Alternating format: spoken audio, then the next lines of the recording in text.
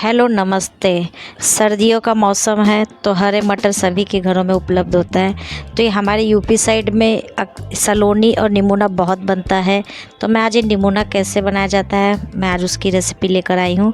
तो मैंने आधा किलो मटर लिया है जिसे अच्छे से धो लिया है और फिर मिक्सर जार में इसको ले लिया है।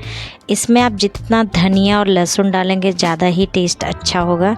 तो मैंने इससे 1 कप पूरा धनिया लिया है, अच्छा खासा हरा धनिया फ्रेश हो भी। और इसमें मैंने लहसुन ये मैंने थोड़े दिखाए हैं, मैंने इसके कुछ पेस्ट भी रखे जो अदरक और लहसुन का पेस्ट है वो भी मैंने डाला है। अगर आपके पास ऐसे नहीं है पेस्ट नहीं है तो आप खड़ा लहसुन और अदरक भी डाल सकते हैं।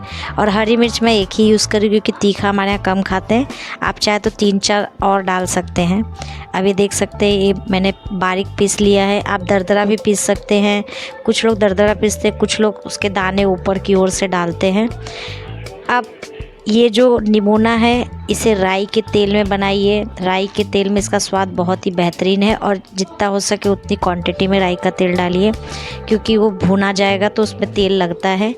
अब मैंने इसमें जीरा डाल दिया है 2 टेबल स्पून और हींग डाल दिया है क्योंकि ये मटर है तो इसमें हींग जाना ज़रूरी है।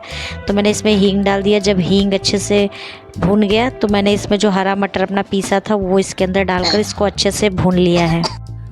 अब इसको 5 मिनट भून ले। अब इसके अंदर हल्दी, अमचूर, लाल मिर्च ये तो मैं डाल रही हूँ, नहीं तो इसमें मसाले की भी ज़रूरत नहीं क्योंकि इसमें जो लहसुन और अदरक और धनिया का जो पेस्ट बनता है ना वो अगर डाल दिए तो इसमें कोई भी मसाले की ज़रूरत नहीं।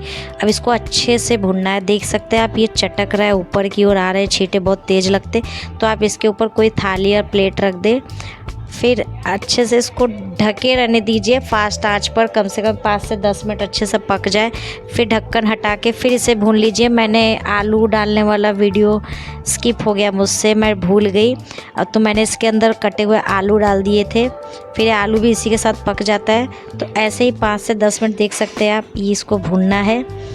प्लेट रखें क्योंकि छींटे पूरे वॉल पे ख़राब हो जाएंगे, आपके किचन के वॉल या आपके ऊपर भी आ सकते हैं। अब ये भून गया है। अब इसमें मैंने जो मिक्सर जार में ग्रेवी पीसी थी उसी में थोड़ा पानी डालकर इसके अंदर मैंने डाल दिया है और फिर ऊपर से भी मैंने पानी डाल दिया है। अब मैंने इसमें पानी डाल दिया है। अब इसके ऊपर इसी के साथ ही मैं नमक डाल दे रही हूँ। अब इसको ऐसे ही ढक कर छोड़ रही हूँ। अब इसमें उबाल आ जाएगा तब इसका ढक्कन हटा देंगे। अब ये कम से कम 15 मिनट इसको लगेंगे पकने के लिए। देख सकते हैं उबल रहा है। अब ये पक जाएगा। आप देख सकते हो मेरी कढ़ाई भरी हुई थी, अब ये थोड़ी सी कम हुई है, आधी इंच उंगली के हिसाब से। अब ये पक गया है, देख सकते हो और भी कम हो गया है। मैंने थोड़ा पतला रखा है क्योंकि मुझे चावल के साथ परोसना है। तो ये बहुत ही बेहतरीन टेस्ट होता है और ये बहुत ही हेल्दी भी है। इसको आप ज़रूर ट्राई कीजिए। ये थी मेरी आज की रेसिपी। वीडियो अच्छी लगे तो प्लीज़ मुझे लाइक, सब्सक्राइब, कमेंट और शेयर ज़रूर कीजिए। Thank you.